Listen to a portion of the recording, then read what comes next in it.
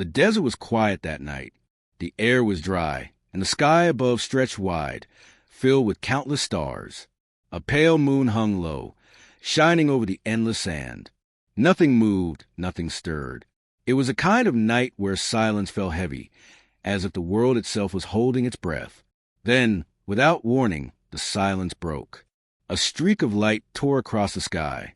At first, it looked like a shooting star, bright, sharp, and fast. But this was no ordinary meteor. It moved strangely, as if fighting against the wind, as if it was trying to control its fall. People in small towns nearby lifted their heads and gasped. Some pointed at the sky. Others whispered in fear. The streak grew brighter, brighter still, until the heavens seemed to split apart. And then it crashed. The earth shook. A deafening roar rolled across the desert. Sand and stone flew high, a cloud rising like smoke from a battlefield. For a long moment, the night was filled with fire. And then, just as suddenly as it came, the light faded, leaving behind a wound in the desert floor, a smoking crater where something had fallen. Miles away, people saw the glow. Some thought it was a plane crash. Others believed it was a meteorite. Radios buzzed, phones rang, and voices filled with questions. No one knew the truth. Not yet. But curiosity was stronger than fear. Groups of locals set out toward the glow, their flashlights cutting through the night. When they reached the edge of the crater, their voices fell silent. Inside, half buried in sand and stone, was no rock, no meteor. It was something else. A shape metallic and strange, scarred by fire. Its surface glowed faintly, as if alive. And beside it, half hidden by dust, was a figure. It was not human. The figure was small, thin, its skin pale like ash. Its arms trembled. Its chest rose and fell with shallow breaths. Strange eyes, too large for its face, opened weakly and looked toward the humans who had gathered above. The people gasped, some stepping back, some frozen in shock. They had never seen anything like it before. For a long moment, no one moved. Then one of the villagers whispered, "It's alive." The word spread quickly. Alive. Not a body, not a corpse. Alive. Fear crept into their hearts. Some muttered prayers. Others warned not to touch it. A few wanted to leave at once. But still they stared. Something about the figure was fragile, pitiful even. It was not a monster, not a threat, at least not yet. It looked helpless. The stranger tried to lift a hand, but the motion was weak. It collapsed into the sand, its breathing ragged. The humans above exchanged uneasy glances. What were they supposed to do? Within the hour, soldiers arrived. Trucks rolled in, headlights cutting through the dust. Armed men stepped out, their boots heavy against the sand. They ordered the civilians away, pushing them back with firm hands. A line was drawn, and the villagers were kept at a distance. Scientists and officers gathered at the edge of the crater. They shone lights on the figure, snapping photos, speaking in hushed voices. The stranger lay still, its breath shallow, its skin faintly glowing under the lamps. "It's not human," one of the soldiers said. "That much is obvious," replied a scientist. He adjusted his glasses, his voice trembling with both fear and wonder. "But it's dying." The debate began. Some argued they should leave it. It could be dangerous. It could be carrying disease or worse. It could be a trick. Others said they should capture it, study it, use it for knowledge or power. A few voices, softer, argued for mercy. "Look at it," one doctor said quietly. "It's suffering." The officers ignored him. Orders were given. The stranger was to be moved, taken to a secure facility, locked away until they understood what it was. Soldiers carried it onto a stretcher, covering it with cloth. The figure groaned softly, but it did not resist. It was too weak. As they lifted it, something strange happened. The alien's hand brushed against the soldier's arm. For an instant, a faint glow passed between them, like a spark of light. The soldier flinched, nearly dropping the stretcher. His eyes widened, but he said nothing. None of the others seemed to notice. The convoy left the desert. The crater left smoking in the night. Behind them, the villagers watched with wide eyes. Rumors spread quickly. Some swore it was an angel. Others whispered it was a demon. But none could forget what they had seen, a stranger from the stars, alive, weak, and in human hands.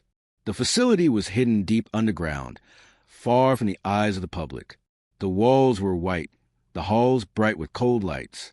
The stranger was placed in a sealed chamber, surrounded by machines that hummed and clicked. Doctors worked carefully, examining its body, checking its breathing. It was injured, badly. Burns covered its skin, and strange wounds bled faintly.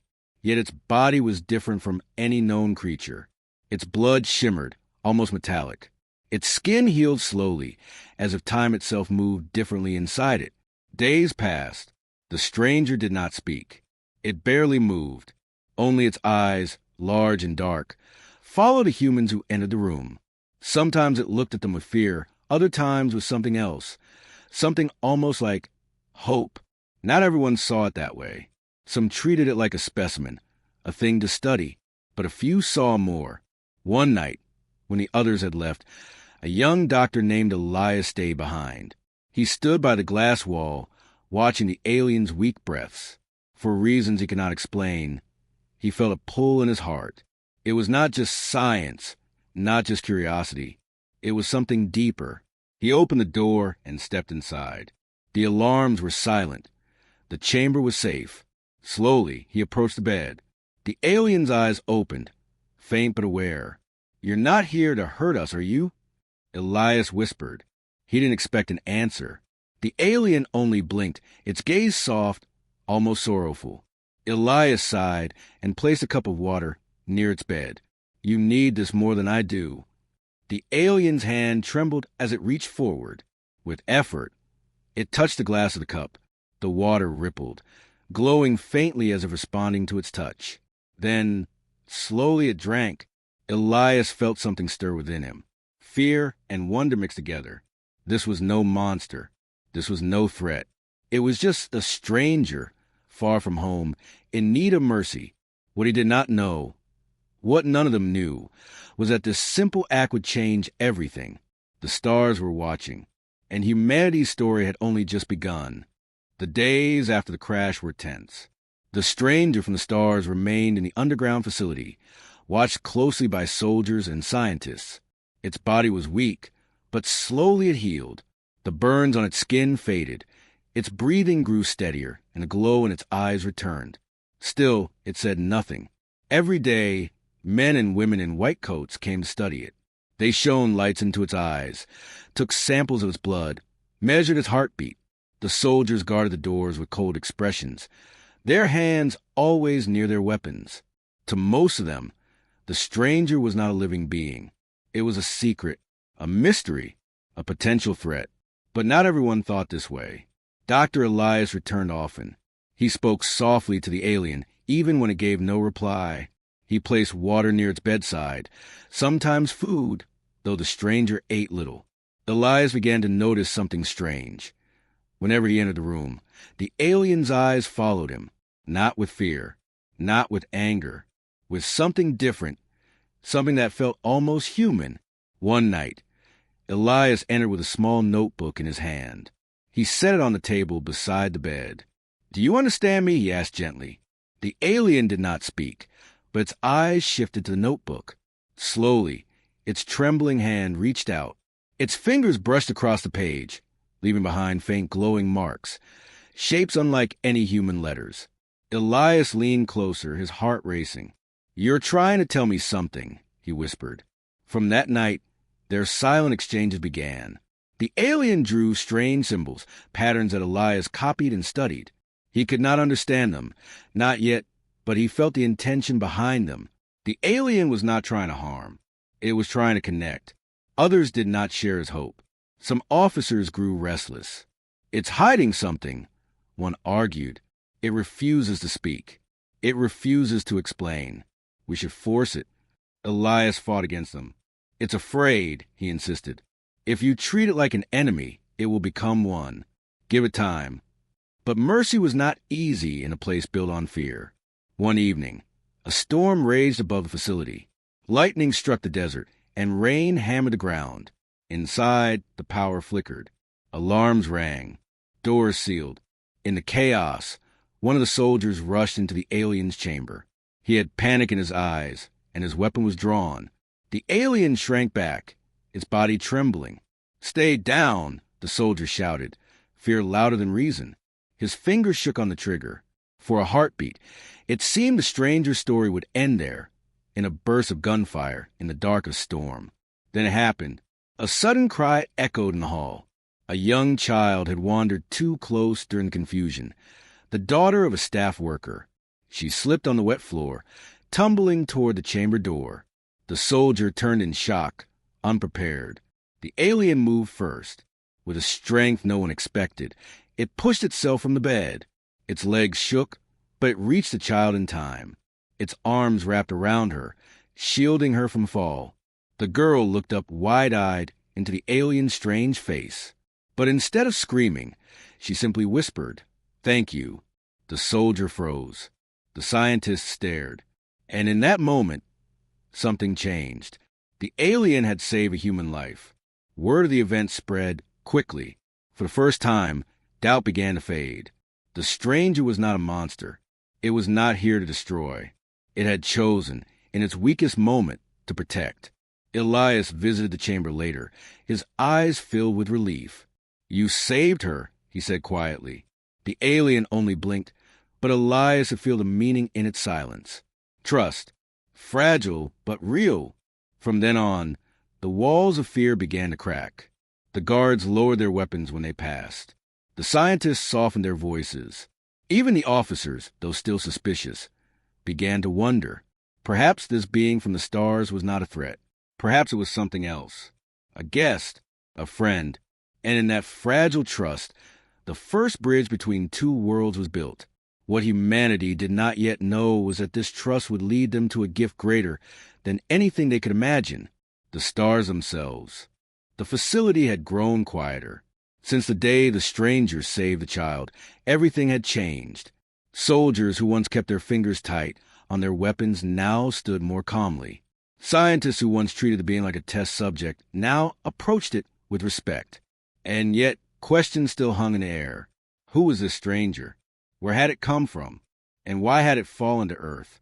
For days, the alien had only responded with silence or faint gestures. But little by little, its strength returned. The burns on its skin faded to pale scars. The glow in its eyes grew brighter, steadier. It no longer trembled when it moved. Dr. Elias continued to visit. He brought books, notebooks, even small drawings from the child it had saved. Sometimes the alien studied them carefully, tilting its head as though comparing human life to something far away. Other times it closed its eyes, as though haunted by memories too heavy to share. Then one evening, the silence finally broke. Elias sat in the chamber, his notebook open.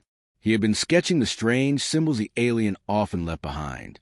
Without warning, the alien raised a trembling hand and touched the page. Its finger traced over one of the marks, glowing faintly. Elias looked up. "Do you understand this?" The alien's lips parted. Its voice was soft, cracked, strange. The words came slowly, but they were clear.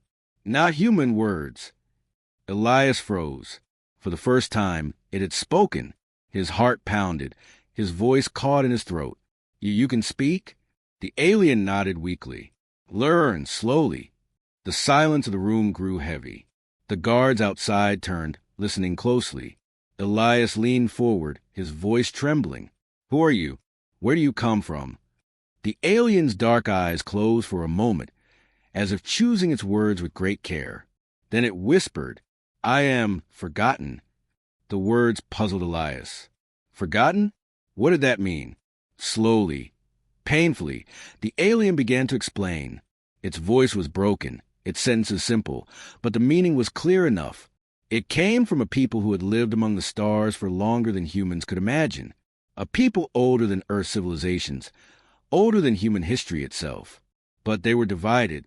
Once, long ago, they had been a great and united race.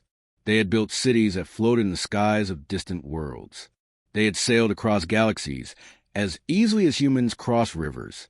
They were mighty, wise, and endless until they lost something. Mercy, kindness. compassion. Over time, their greatness turned cold. They valued strength over care, power over love. The weak were cast aside. The broken were left behind. And those who did not fit their perfect order were forgotten. The alien lowered its head. I was one of them. Broken. Left. Elias listened in silence, his chest heavy. The being before him was not a soldier, not a scout, not an enemy. It was abandoned, alone. The alien's voice grew softer. But you gave water. You gave life. No one of my people would do this. Not anymore. Its eyes lifted, shining faintly with something Elias did not expect. Admiration. Human mercy. Stronger than power. The truth shook the room. For Elias, it was a revelation. But for the officers who listened through the glass, it was a warning. If it's telling the truth, one whispered, then its people are dangerous. They abandoned it. They might abandon us too. But Elias shook his head. No, don't you see? It's not here to trick us. It's showing us the truth about ourselves. We gave mercy, and that mercy matters more than we realize. That night, Elias returned with a young child who had been saved. Against orders, he let her step into the chamber. The alien looked at her with wide, almost uncertain eyes. She smiled, holding up a small drawing of the sky with stars. "This is for you," she said softly. The alien's trembling hands reached out, taking the paper carefully. Its lips curved, not fully, but almost, in something that looked like a smile. For the first time, the being seemed at peace, but peace never lasted long. Days later, as the alien grew stronger, a faint signal was detected far above Earth. A message in the void. Something was searching. Something was coming. The alien felt it before the humans did. It pressed its hand to the glass of its chamber, its voice urgent. "They know. They come." Elias swallowed hard. "Who's coming?" The alien's eyes darkened. "My people, the ones who forgot." The hidden truth had finally been spoken. Humanity had shown mercy to a stranger. But now, mercy would be tested. For soon, the stars would answer, and the world would never be the same again. The signal had been heard. For days, unease filled the underground facility. Radios picked up strange frequencies. Satellites caught whispers in the dark sky. Scientists worked endlessly, decoding fragments of alien transmissions. Each message carried the same meaning: search, locate, reclaim. They were coming. The stranger knew it before anyone else. It spent long hours by the chamber window, its large eyes staring at the ceiling, as though it could already see the ships above. Its body, once weak, was stronger now. The glow beneath its skin pulsed brighter with each day, like a fire waiting to awaken. Dr. Elias noticed a change. "You're afraid," he said one evening. The alien shook its head slowly. "Not afraid. Sad." "Why sad?" Elias asked. The alien looked at him, eyes heavy with sorrow. "Because when they come, you will see what my people have become." The first ship arrived 3 nights later. It was not seen by most of the world, hidden high in the upper atmosphere. But in the desert, the sky turned strange. A hum rolled across the air, low and unearthly. Clouds twisted unnaturally. Animals scattered, and people woke from their sleep with fear they could not explain. At the facility, alarms blared. Red lights flashed. Soldiers ran to their stations. Radar screens lit up with shapes too large to comprehend. Something had entered Earth's sky, something massive and powerful. The stranger pressed its hand against the glass of its chamber. "They are here." The ship was vast, larger than any human craft. It floated silently above the desert, its surface dark and metallic, glowing faintly with shifting symbols. No engines roared, no wings cut the air. It simply hung there, defying gravity, a silent giant watching from the heavens. Then a voice filled the minds of those below. It was not sound, not speech. It was thought, deep and cold. "Return what is ours." The words shook the hearts of everyone who heard them. Soldiers covered their ears though no sound existed. Scientists dropped their instruments, trembling. In the chamber, the stranger shivered. Its voice broke as it whispered, "They want me back. They will not ask twice." The leaders of the facility gathered quickly. Some argued for surrender. Give them what they want. If we resist, they will destroy us. Others stood firm. If we hand it over, what then? What if they decide to take more?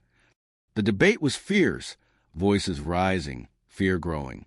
In the middle of it all, Elias spoke quietly. "We showed it mercy. It chose to stay with us.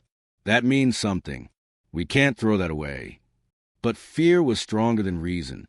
Orders were prepared. The chamber would be opened. The alien would be given back. Humanity would step aside. When the soldiers came, the stranger did not resist. It sat on the bed, calm, almost resigned. Its eyes lifted toward Elias, filled with quiet understanding. "They forgot mercy long ago," it said softly. "Do not forget it now." Elias clenched his fists. He wanted to fight, to argue, but the decision had already been made. The doors opened. Soldiers stepped inside. But before they could move the stranger, the child appeared again, slipping to the crowd, her small voice breaking the silence. "No, don't take it away," she cried. Her hands gripped the alien's arm. Tears filled her eyes. The soldiers froze. For a moment, everything stopped. The alien looked down at the child, its gaze soft. Then it stood, gently placing a hand on her shoulder. "I choose," it said firmly, its voice stronger than before. "I choose to stay." The air trembled. Above the facility, the massive ship shifted, its lights blazing brighter. The cold voice returned, sharper now, filled with anger. "Then you choose death." The ground shook. Dust rained from the ceiling. Soldiers shouted. Alarm screamed. The alien ships were preparing to strike. Humanity was seconds from destruction. And then something unexpected happened. The stranger stepped forward. The glow beneath its skin erupted, brighter than ever before. Energy surged from his body, filling the chamber with light. The machine sparked, the walls shook. Elias shielded his eyes.